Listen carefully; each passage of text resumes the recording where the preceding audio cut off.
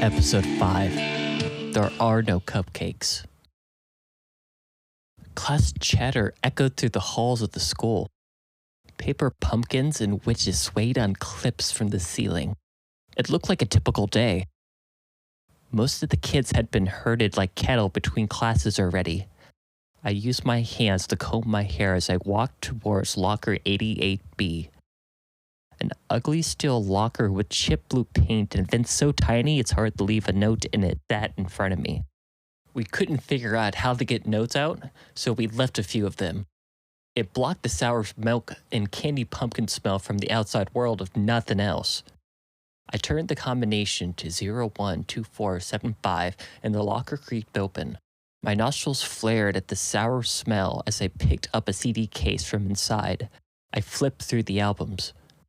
Next time I see you, I'll have a CD you like, I thought. Mia wasn't gone. She's just not here. She was out there, somewhere, in a dimension somewhere I couldn't reach. I needed to find a way to take another shift.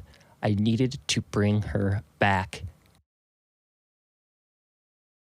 From instinct, I tried putting the CD case in my hoodie pocket, but I wasn't wearing my hoodie. The one thing that always comforted me was now gone. Something I didn't recognize lay on top of a bunch of crumpled notebook paper. I picked up the flyer and pencil shavings fell out onto the laminate floor. The flyer read, "Hello, winner. Come work with us again. Find an Elon's cabbage to recharge your PDA." Why did the flyer have quotes around PDA? My other self had called it a phone. Elon's cabbage was not a thing I ever remembered before any of this crazy stuff started happening. I assumed the location might be the same as it was in 2022. I dug around in the locker. I thought I had some onion-dipped chips in there, but I didn't. "Aurore, you're supposed to be in class. Get going," I heard from behind me. "Yeah, no, Miss Trinity," I said. "I just got out of a job that devalues you as a person. That way, they can take whatever they want from you. School didn't seem to work out for me either, so I am out." A voice came across the intercom. "Aurore Chandler, please come to the front office." I looked outside. 2 police cars drove into the parking lot. "Yep, I'm not doing that." Miss Trinity stood between me and the other exit. "You're coming with me." Like, no. My fingers clenched around the CD case. I kept walking. Miss Trinity followed. "Don't take another step," she said. "Trust me, Miss Trinity. What I'm dealing with right now, you do not want any part of." Miss Trinity grabbed me by the arm. "Let's go." "Can you, not?" I ripped my arm out of her hold. She came at me to grab my arm again and I ran. All the way to the end of the hall. Our steps echoed.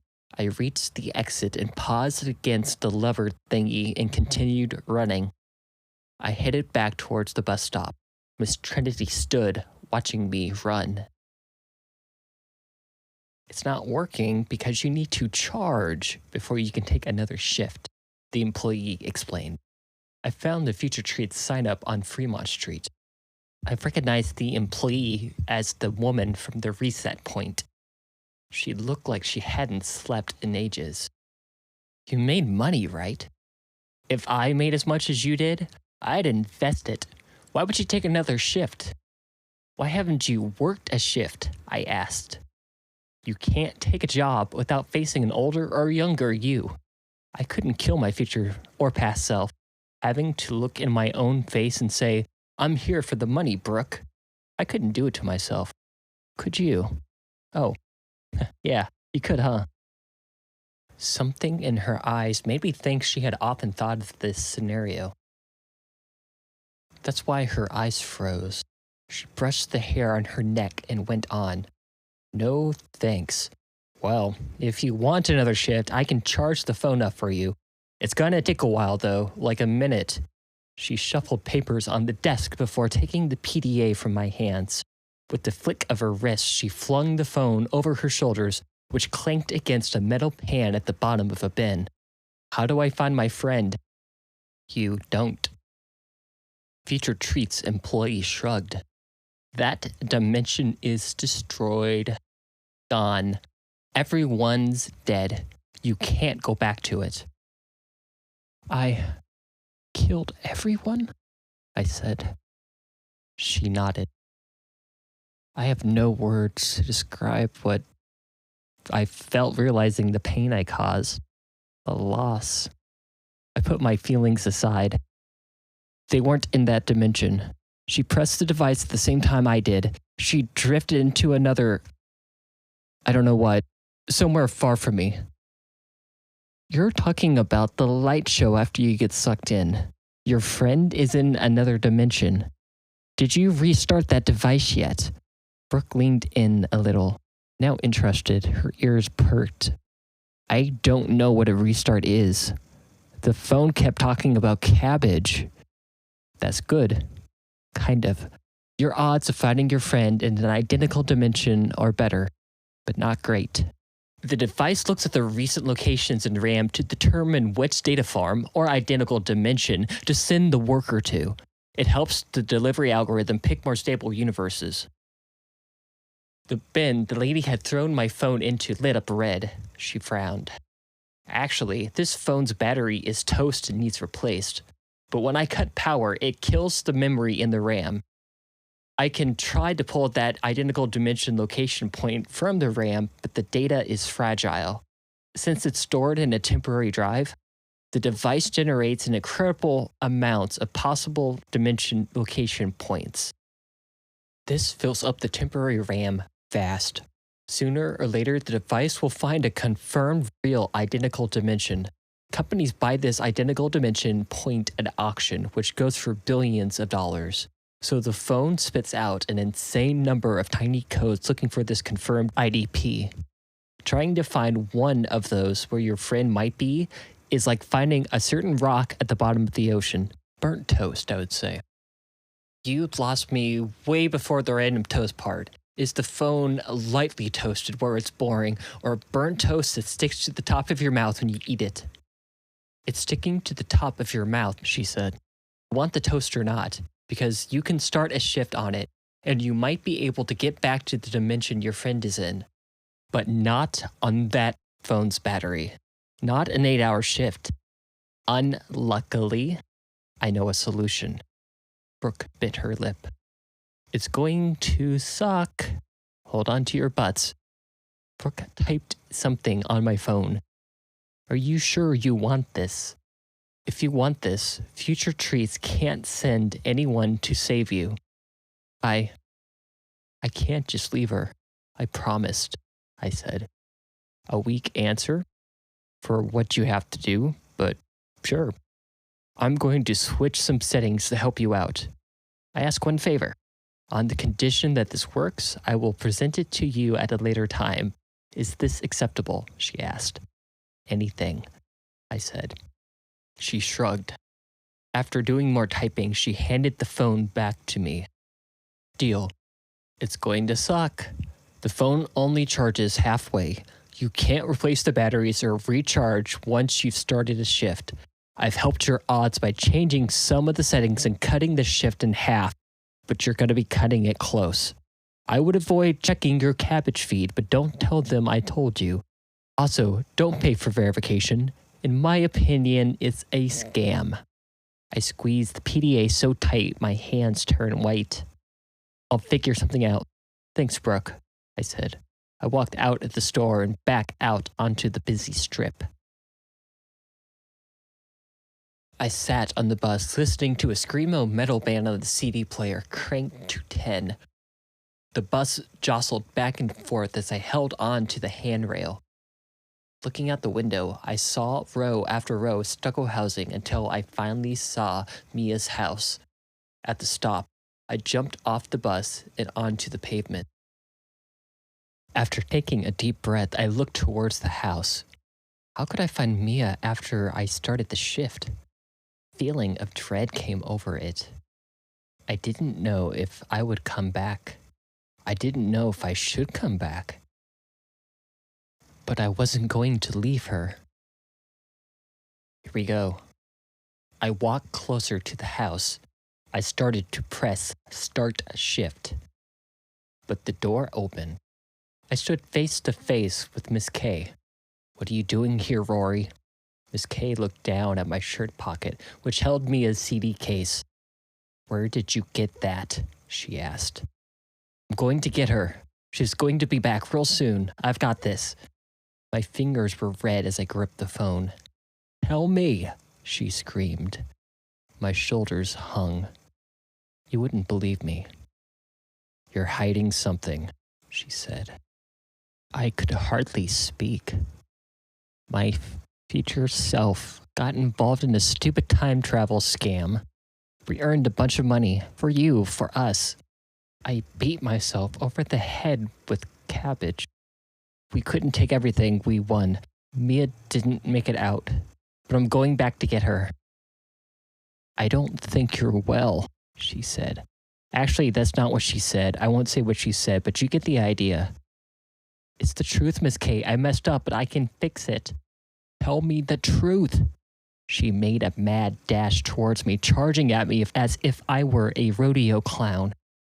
I pressed start shift. The PDA sounded up like a roaring dial-up, a noise it hadn't made before. On the top right of the screen, a battery icon flashed. The picture showed the battery less than half full. "This will be the reset point you return to," the device reminded me. Miss K grabbed my shirt and pulled me towards her.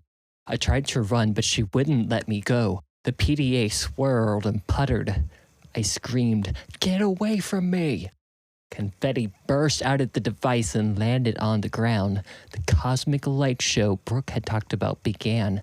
My vision went black. My stomach got sick. Something grabbed at me. My eyes adjusted as I turned. Miss K and I drifted towards the dimension together. I found myself at the entrance of Mia's house again, arriving in the new identical dimension. The doorknob wouldn't turn no matter how hard I pushed. Something began to play through the phone. "Thank you for choosing to work for Future Treats. This shift has been sponsored by New Dip Fun Burgers. We changed the recipe and dipped the fun back into our burgers. 2 for $20, but order now and get a third for only $10 more. Must sign a waiver to eat Fun Dip Burger. No refunds. All crimes committed in an identical parallel universe are deemed imaginary by the law in the U.S. "I don't know who's inside, but I need your help." I began pounding on the door, hoping. I kicked so hard I lost feeling in my bare feet. "Someone!" "Aurore," Miss K cried, running to me. "Why did I get teleported a few inches from where I was?" "It's a new identical dimension. I need one of us to understand what's going on here, Miss K. We both can't be clueless." I kept pounding. The door opened. Hand braces rattled. It was Mia. Kind of. This girl wore about 70 million necklaces around her neck as if that were the coolest thing ever. Her long blonde hair hung below her shoulders. "Ew," she said. "Are you Aurore's sibling or something?" "What year is it?" I asked. "What year is it?" Miss K interjected. "It's 2002. What do you mean, what year is it?" Junior high Mia looked at me in confusion. Her right hand gripped around strands of hair as if it were a Tamagotchi. She squinted. "Is that you, Mom? Why are you here? You're supposed to be in Phoenix for 2 weeks. You look tired." "Thanks," Miss K said. "I haven't had to travel to Phoenix for business since 1998. Miss K started to put the pieces together. Junior high Mia looked at her older mother, confused. "Yeah, you do. You go all the time." "Did you get fired?" Junior high Mia asked. "You taking me to the party?" 1998 was so long ago, I told Miss K. "Why is younger Mia standing in my house?" "There's only one of me?" The teen tugged at her own hair. "I don't get it. Why is everyone freaking out?" "Sure," I said, trying not to confuse her. I guess that was a confusing response, but whatever. I walked away from the front door and pulled out the PDA. How did I end up in 1998? It didn't matter. Maybe she would be in the year this all started. I didn't know how things worked, and I didn't care. I found an order from 2002 and tapped on it to accept it. The device spoke. Error 5C23WY0U. Dimensional jump mode enabled. Please authenticate and explain the rules of the shift to your other self before accepting an order. Ms. K gawked. What have you gotten us into, Aurore? Aurore? Little Mia asked. My lips sucked inwards in confusion. What am I doing? The device showed a picture of the two PDAs held together with the heart between them. Authenticate. Which is like gross, right? I don't have another PDA, I cried. Oh my God. I don't have another PDA to authenticate with. Little Mia looked at me with her hands on her hip. Why did Mom call you Aurore? Call me Azami or something. I don't know. That'll make it easier, I said. There had to be a way to locate another device. There had to be a way to make this crazy situation work. But what was I going to do with Miss K? I couldn't get myself and Mia out of the reset point last time. How was I going to get both of them out now? Trying not to think about it, I searched the phone trying to figure out some way to get out of this mess. I found something. Find my phone, I blurted out, remembering something. My future self used Find My Phone to find us at the stadium. Maybe I can find the dimension Mia's in that way. Little Maria looked at me. I'm right here. That's a hella weird thing to say to someone. I ignored her. I heard footsteps behind me. Miss K looked over my shoulder. Where is my Mia? Zamy. Phone found, the device said. I screamed. I heeled over and hit my hands on my shins, which, by the way, I held the PDA in that hand. That hurt, but I stomped my foot on the ground repeatedly. Miss K and the youngling backed away. That's my address, I pointed. It's my mom's address, my home. Oh, little Mia's all like, can someone tell me what's going on? Before I could figure out what to say, a familiar van drove into the driveway. Maria, the woman yelled from inside the van. She honked the horn and killed the engine. The tall woman who stepped out looked to be in her late 20s, muscular with black hair and wore large round sunglasses. She stopped and turned to me. What are you looking at? The famous Aunt Bianca glared at me. Just enjoying the sunset. I held my breath. I'm not sure what I meant. There was no sunset. Audrey? Bianca asked, seeing Miss K making her way into the house. She stood next to her niece, putting both of her hands on her shoulder. Why aren't you in Phoenix? You finally quit? I need everyone in the house. We need to talk. We have a problem. Miss K turned to me. Aurore, give me the death device you were holding. Turn it off. I stepped back. I can't. That's the only way I can find Mia. More people are going to get hurt, she begged. Please give me the phone. I panicked. I can't. I promised you something in another dimension. I messed up, but I'm going to keep trying until I get it right. Trust me, Miss K. I sprinted to the van, started the engine with my key, and backed out of the driveway. I floored the gas and raced away from the house, leaving everyone on the lawn behind. When I went inside my own house, I could see my mother lying on the sofa in the living room. She laid in the same spot she had when I left her in 2002. She narrowed her eyes at me. I hadn't realized how much I looked like my mom. She almost looked like a younger Azami, if that makes any sense. Well, I whispered. Hi, Mom. She tried to sit up. Who are you? You should drink some water, I said. Before going upstairs, I stopped in the kitchen. All the dishes were dirty and the dishwasher hung open, half-loaded. I cleaned the glass and filled it with water. I walked over to my mom. The big TV played at full volume. She took it to my surprise.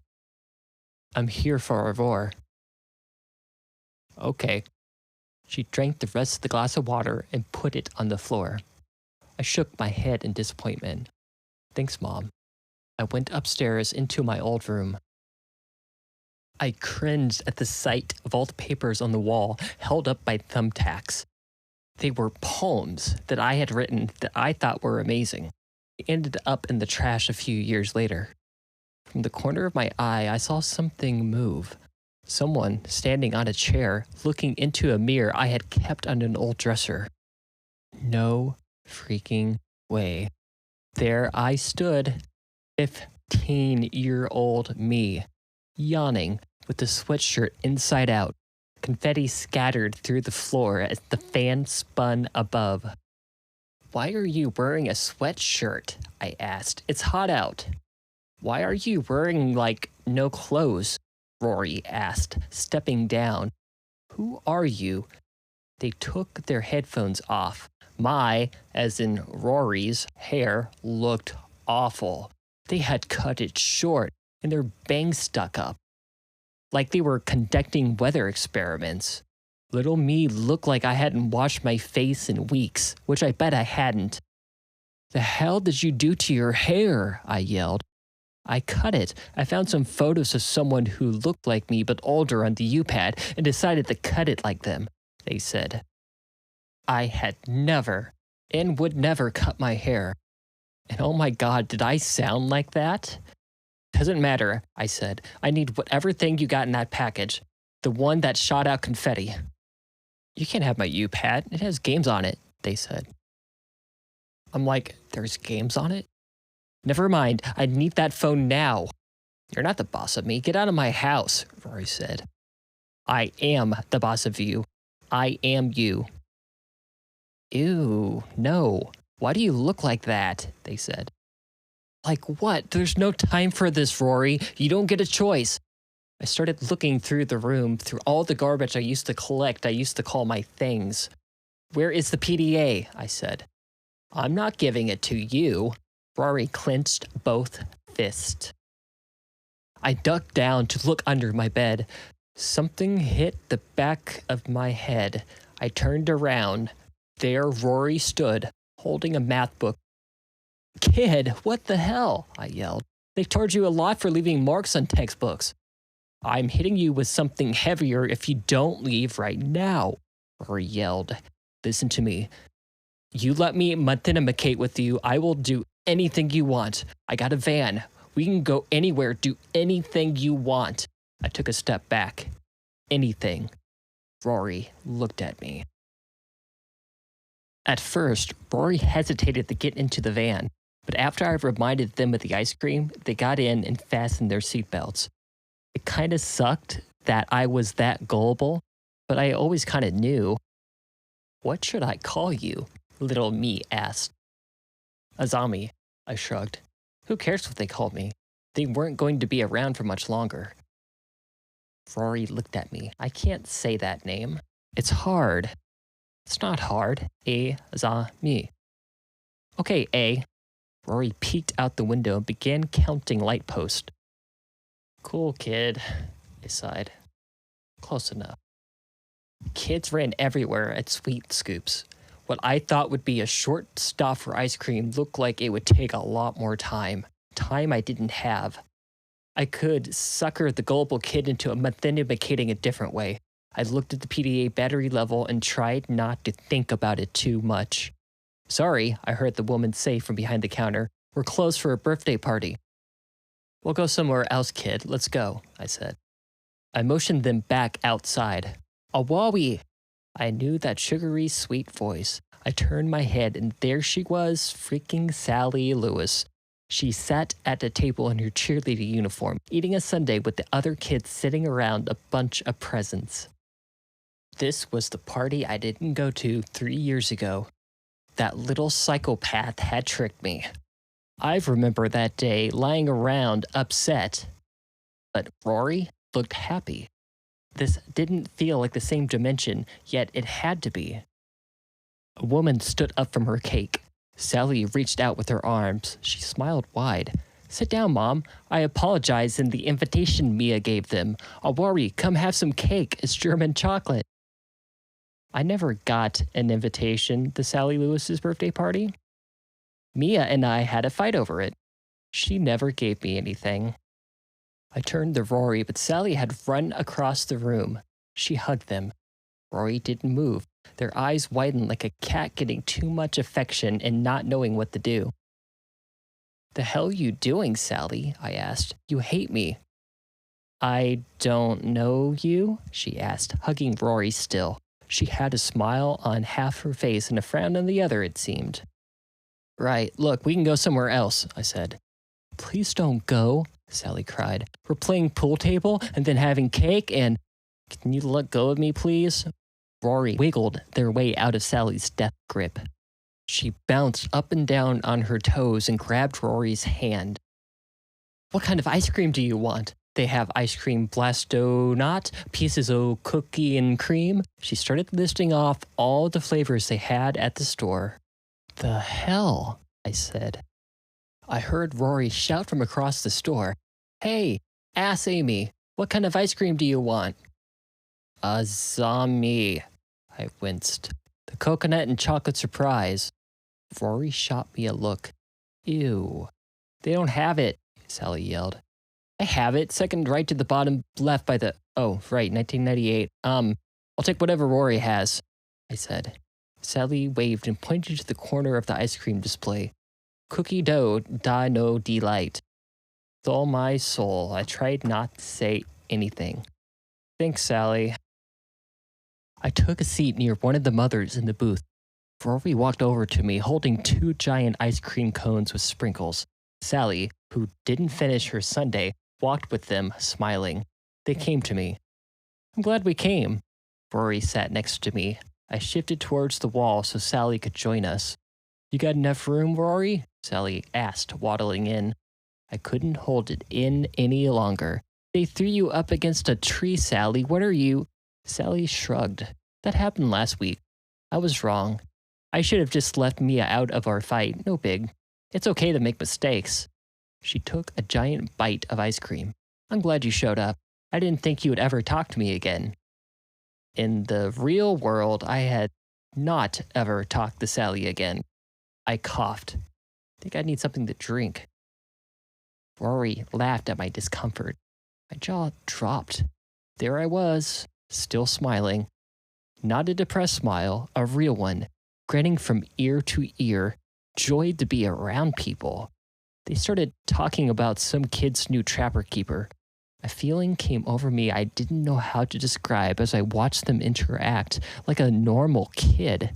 Eating ice cream and telling silly stories about floppy disk drives failing with their homework lost on it. Can you stop looking at me? Rory finally asked me with a disgusted look. It's creeping me out. I ignored myself and thought about how that me wouldn't get to experience life after the shift. There was no way to bring Mia back without winning the job. I had to kill that younger version of myself. It's a thought that turned my stomach. I had already made my choice. There was no going back now.